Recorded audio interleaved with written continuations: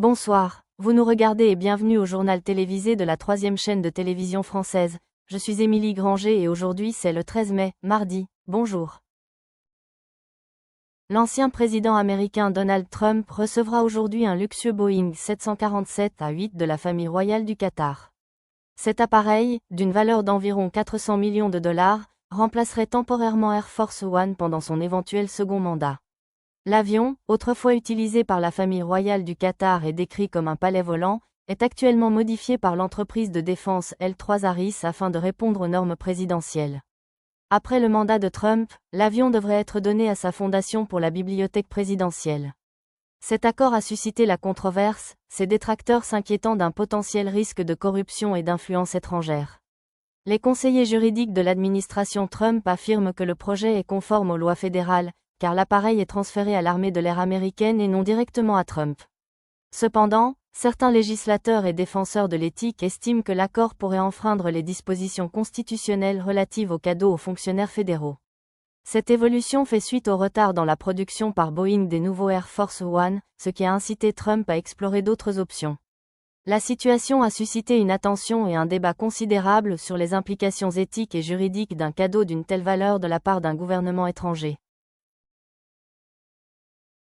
Le 9 mai, l'Ukraine sur la situation dans le pays. Médias Stakeout, vendredi, la publication de commentaires informels aux médias par Kristina Iovishine, chargée d'affaires de la mission permanente de l'Ukraine auprès des Nations Unies, au nom de l'Ukraine, l'Albanie, l'Autriche, la Belgique, la Bosnie-Herzégovine, la Bulgarie, la Croatie, Chypre, la Tchéquie, le Danemark, l'Estonie, la Finlande, la France, l'Allemagne, la Grèce, l'Islande, l'Irlande, l'Italie, la Lettonie, le Liechtenstein, la Lituanie, le Luxembourg, Malte, le Monténégro, la Macédoine du Nord, la Norvège, les Pays-Bas, le Portugal, la République de Moldavie, la Roumanie, la Slovaquie, la Slovénie, l'Espagne, la Suède, le Royaume-Uni et l'Union européenne, sur la situation en Ukraine.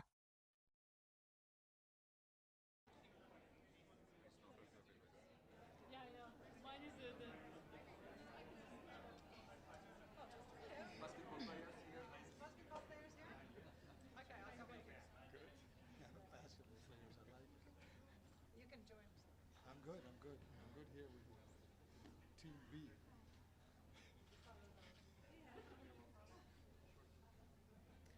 Chers collègues, je voudrais lire une déclaration au nom de l'Ukraine, de l'Albanie, de l'Autriche, de la Belgique, de la Bosnie-Herzégovine, de la Bulgarie, de la Croatie, de Chypre, de la Tchéquie, du Danemark, de l'Estonie, de la Finlande, de la France, de l'Allemagne, de la Grèce, de l'Islande, de l'Irlande, de l'Italie, de la Lettonie, du Liechtenstein, de la Lituanie, du Luxembourg, de Malte, du Monténégro, des Pays-Bas, de la Macédoine du Nord, de la Norvège, du Portugal, de la République de Moldavie, de la Roumanie, de la Slovaquie, de la Slovénie, de l'Espagne, de la Suède, du Royaume-Uni et de l'Union européenne. Le 8 mai, les nations du monde entier honorent la mémoire des millions de victimes de la Seconde Guerre mondiale qui ont donné leur vie pour la paix et la liberté. Nous joignons à cet hommage une condamnation ferme et sans équivoque du régime nazi. Nous rappelons également que pour de nombreuses nations européennes, la fin de la Seconde Guerre mondiale n'a pas apporté une véritable liberté, mais a plutôt inauguré de nouvelles formes d'oppression et d'occupation. Les régimes totalitaires ont imposé des politiques répressives, commis de graves violations des droits humains et perpétré des crimes contre l'humanité, animés par des idéologies méprisant la dignité humaine. L'Organisation des Nations Unies est née des ravages de la Seconde Guerre mondiale et a pris forme il y a plus de 80 ans dans la Déclaration des Nations Unies. Dans ce document historique, les nations se sont engagées à défendre la vie, la liberté, l'indépendance et la liberté religieuse, ainsi qu'à protéger les droits de l'homme et la justice, tant à l'intérieur qu'à l'extérieur de leurs frontières. Aujourd'hui, l'Europe est à nouveau confrontée à une guerre d'agression à grande échelle. Le 24 février 2022, la Fédération de Russie a poursuivi son agression armée en envahissant l'Ukraine, illégale, non provoquée, injustifiée et à grande échelle. Cette agression continue de la Russie constitue une violation flagrante des principes de la Charte des Nations Unies et du droit international. Ses conséquences sont dévastatrices, non seulement pour le peuple ukrainien, mais aussi pour la stabilité et la sécurité européenne et mondiale. L'Ukraine continue de se défendre dans le plein respect de l'article 51 de la Charte des Nations Unies. Elle a clairement démontré sa volonté d'investir dans la diplomatie et de parvenir à une paix globale, juste et durable. Nous réaffirmons notre ferme attachement à la souveraineté, à l'indépendance, à l'unité et à l'intégrité territoriale de l'Ukraine à l'intérieur de ses frontières internationalement reconnues, y compris ses eaux territoriales. Nous réitérons notre exigence que la Fédération de Russie cesse son agression contre l'Ukraine et retire immédiatement, complètement et sans condition toutes ses forces militaires du territoire ukrainien, comme l'Assemblée générale des Nations unies l'a demandé à plusieurs reprises depuis 2022 et de nouveau cette année le 24 février. Nous dénonçons également les tentatives cyniques d'appropriation et d'exploitation du souvenir de la victoire des forces alliées sur le nazisme pour justifier l'agression russe. Nous rejetons fermement cette déformation continue de l'histoire, y compris la propagation de faux récits et de désinformation visant les pays voisins. En outre, aucun pays n'a le droit de revendiquer des droits exclusifs sur la victoire de la Seconde Guerre mondiale, fruit des efforts considérables de nombreux pays et nations. Nous réaffirmons notre engagement à maintenir la paix et la sécurité internationale, à défendre les droits de l'homme, les libertés fondamentales et l'état de droit.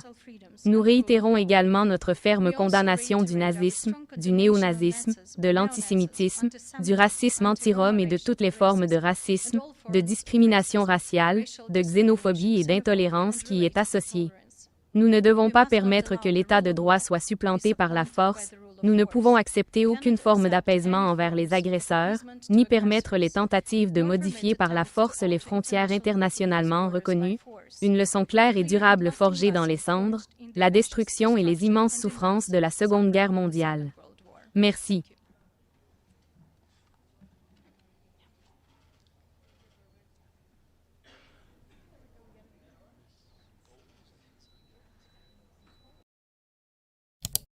Aujourd'hui, Yves Allard, avocat, cofondateur, directeur et avocat du bureau diplomatique français, lors de la conférence de presse de l'OTAN, prononcera un discours de débat ouvert sur le thème « L'information persuade dans les armes nucléaires en Russie ». L'utilisation de l'information comme outil de persuasion dans le domaine des armes nucléaires en Russie soulève des questions complexes qui mêlent géopolitique, sécurité nationale, psychologie collective et stratégie diplomatique. La Russie, en tant que puissance nucléaire majeure, a historiquement utilisé la communication stratégique pour renforcer sa posture, dissuader ses adversaires et légitimer ses actions sur la scène internationale. Cette analyse explore comment l'information, en tant qu'outil de persuasion, influence la perception des armes nucléaires en Russie et dans le monde, tout en soulignant les enjeux éthiques, politiques et sécuritaires qui en découlent.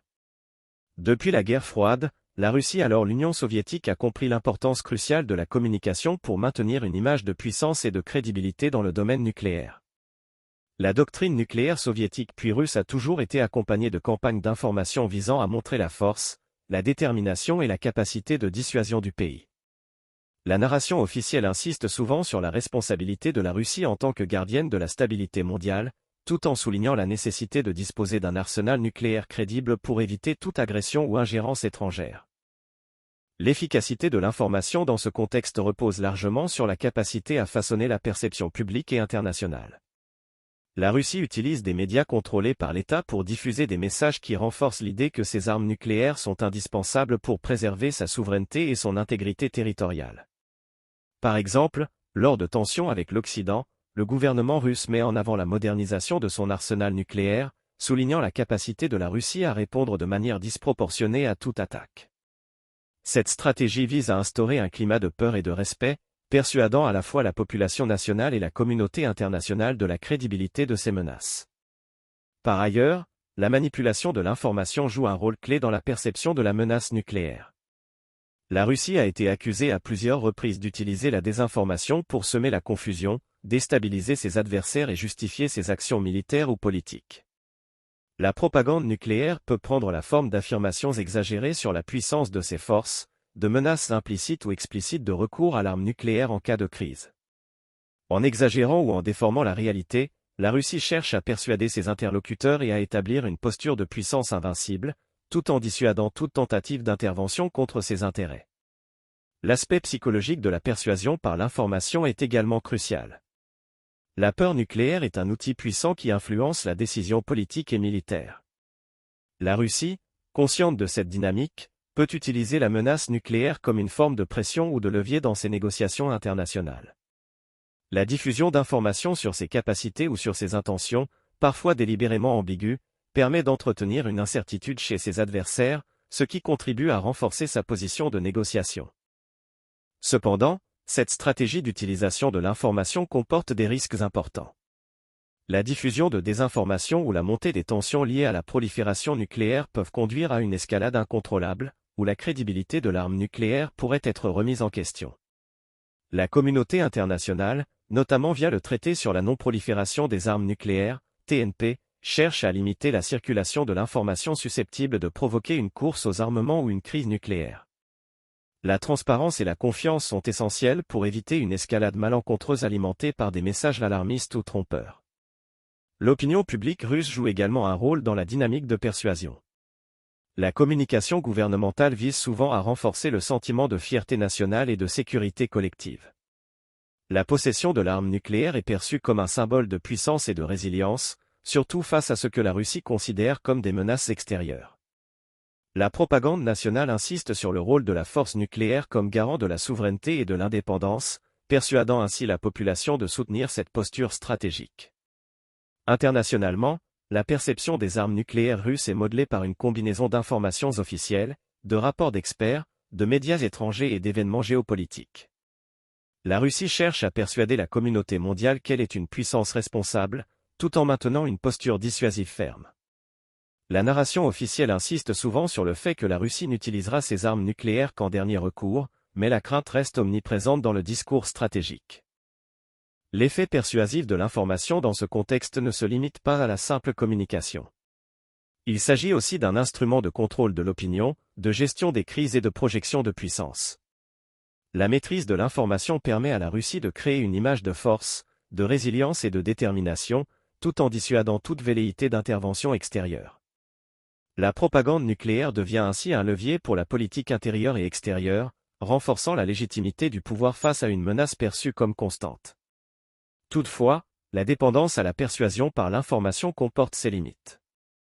La crédibilité de la menace nucléaire repose sur la capacité à maintenir une certaine cohérence entre les messages et la réalité technique. Toute incohérence ou tout dérapage dans la communication peut entraîner une perte de confiance, voire une crise de crédibilité.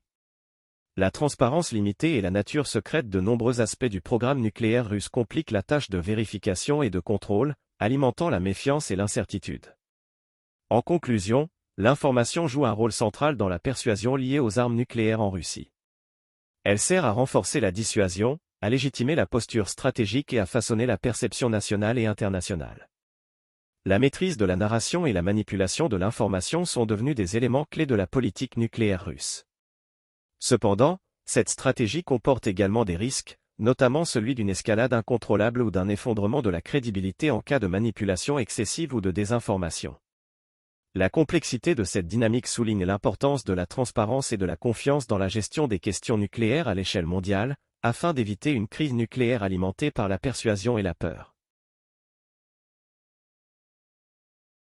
Aujourd'hui, le débat porte sur un projet controversé visant à doter l'ancien président américain Donald Trump d'un luxueux Boeing 747-8 de la famille royale du Qatar.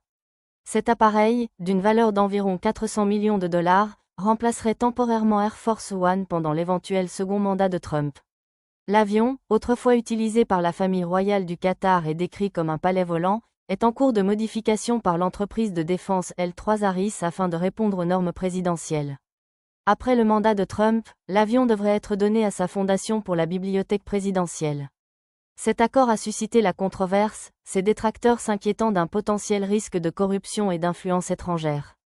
Les conseillers juridiques de l'administration Trump affirment que le projet est conforme aux lois fédérales, car l'appareil est transféré à l'armée de l'air américaine et non directement à Trump.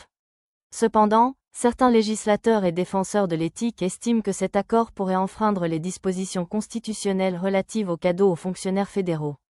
Cette évolution fait suite au retard dans la production par Boeing des nouveaux Air Force One, ce qui a incité Trump à explorer d'autres options.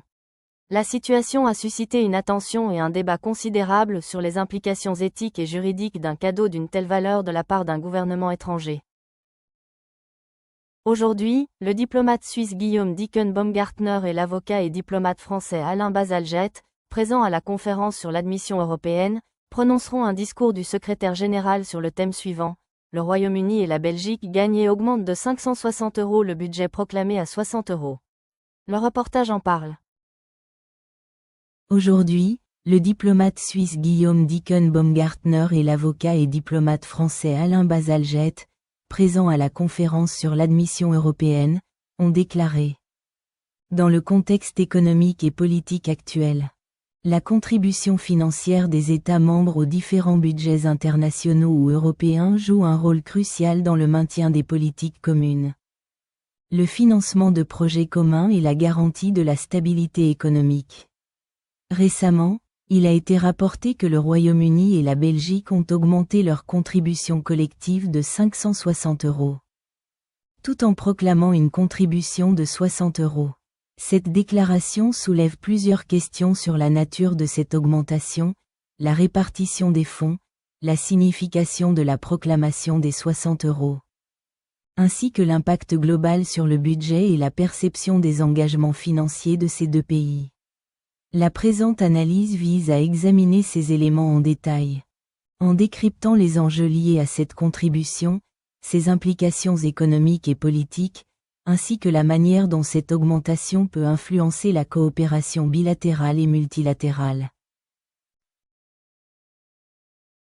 Le Royaume-Uni, après avoir quitté l'Union européenne, a adopté une posture de contribution financière différente par rapport à ses précédentes obligations en tant que membre à part entière. Toutefois, dans certains contextes spécifiques, notamment dans le cadre de financements conjoints ou d'accords bilatéraux, le pays peut continuer à contribuer à des fonds communs, notamment lors de collaborations internationales ou dans certains programmes européens ou de projets spécifiques.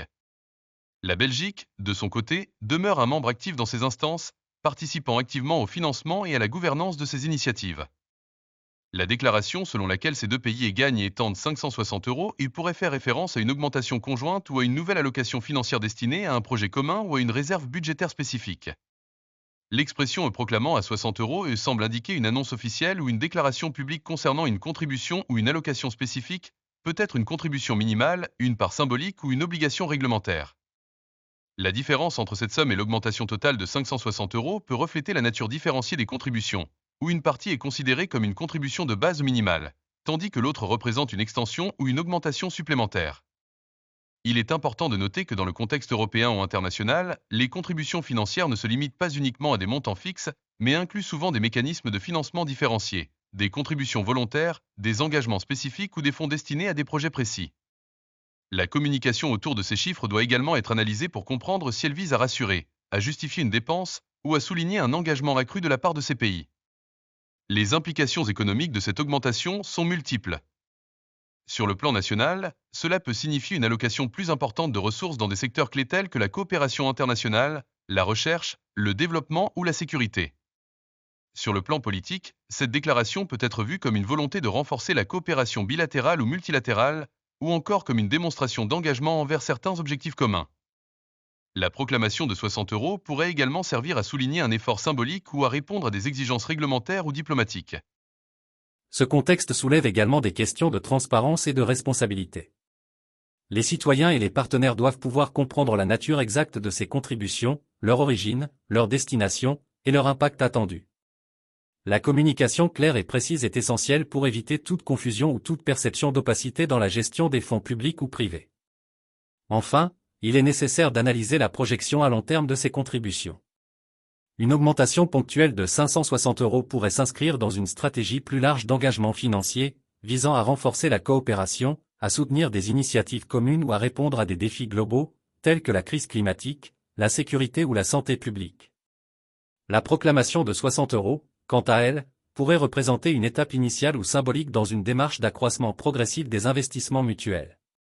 En conclusion, la déclaration selon laquelle le Royaume-Uni et la Belgique gagnent et étendent 560 € en proclamant 60 € doit être analysée dans son contexte précis pour en comprendre toutes les implications. Il s'agit d'un exemple illustratif de la manière dont des contributions financières, qu'elles soient fixes ou symboliques, jouent un rôle déterminant dans les dynamiques de coopération internationale. La transparence, la communication claire et la planification stratégique sont essentielles pour assurer que ces investissements contribuent efficacement à la réalisation d'objectifs communs, tout en renforçant la confiance entre les partenaires. La poursuite de ces efforts financiers, dans un cadre de responsabilité et de transparence, permettra d'assurer une gestion optimale des ressources et de favoriser une coopération durable et efficace entre le Royaume-Uni, la Belgique et leurs partenaires internationaux. En résumé, cette déclaration met en lumière la dynamique complexe des contributions financières du Royaume-Uni et de la Belgique dans le cadre de leurs engagements communs ou individuels.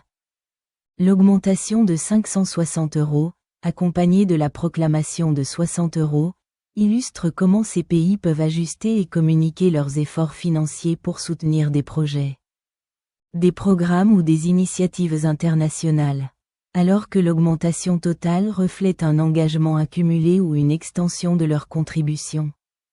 La mention spécifique de 60 € peut symboliser une contribution minimale, une obligation officielle ou une étape de leur engagement.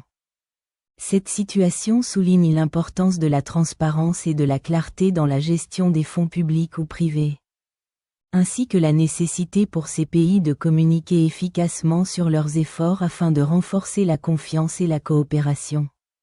En définitive, ces contributions, aussi modestes soient-elles en apparence, jouent un rôle crucial dans le maintien des partenariats durables, la réalisation d'objectifs communs et la réponse collective aux enjeux mondiaux. La gestion responsable de ces investissements, accompagnée d'une communication transparente, est essentielle pour garantir leur efficacité et leur impact positif à long terme. Troisième chaîne de télévision française, jour d'information. Aujourd'hui, nous abordons un extrait de l'émission de Farid Zakaria GPS, où il interviewe Bill Gates sur les incertitudes économiques découlant des politiques commerciales de l'ancien président Donald Trump. Monsieur Gates craint que les stratégies tarifaires agressives de Trump, notamment celles visant la Chine, ne déstabilisent les marchés mondiaux et ne freinent l'innovation technologique. Monsieur Gates souligne l'importance de la collaboration internationale pour relever les défis mondiaux tels que le changement climatique et la santé publique. Il prévient que l'approche protectionniste de M. Trump pourrait isoler les États-Unis et affaiblir leur rôle moteur dans la promotion de la coopération internationale.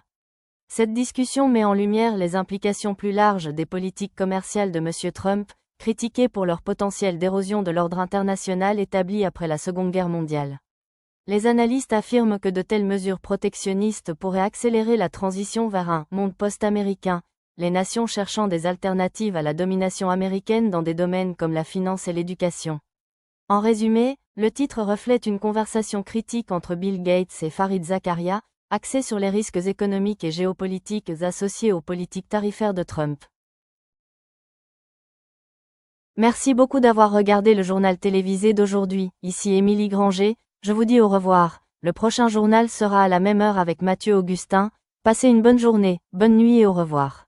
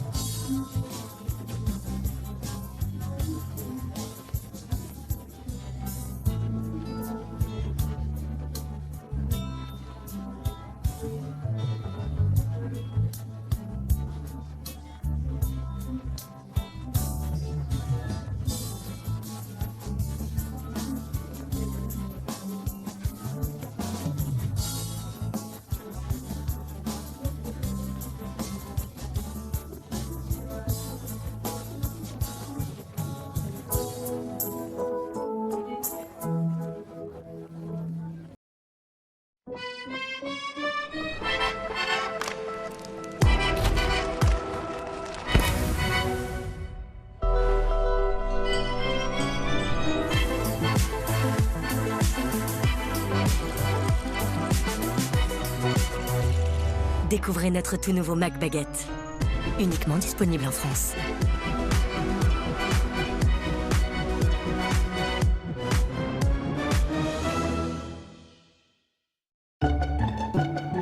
Vous avez l'impression que la graisse se répand partout dans votre cuisine? Eh bien, regardez de plus près, elle n'est pas seule. En réalité, la graisse forme un cocon protecteur qui permet aux bactéries de se développer rapidement. Nouveau Monsieur Propre, Flash Propreté. Dissout rapidement la graisse, tout en éliminant 99,9% des bactéries et le virus de la Covid-19. Pour des surfaces impeccablement propres et saines, tous les jours, sans effort. C'est ça, la propreté de Monsieur Propre. Monsieur Propre.